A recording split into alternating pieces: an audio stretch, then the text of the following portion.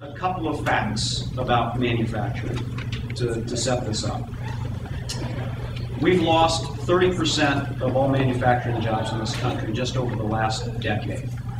They've disappeared at an extraordinary rate. We've never seen this sort of decimation before.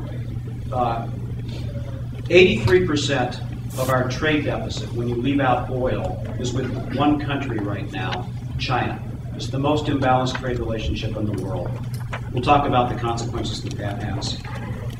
Manufacturing workers, contrary to public perceptions, in the United States are among the most productive in the world, and their compensation level is actually on par or below most OECD countries in the manufacturing sector.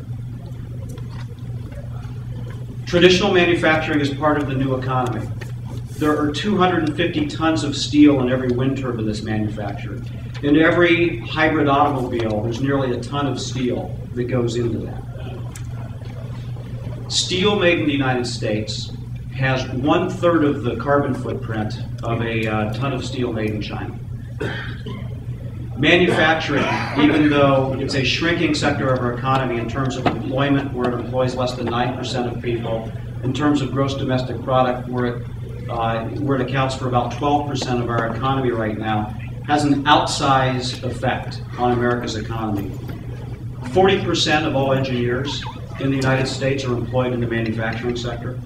80% of all the patents generated in the United States come from the manufacturing sector.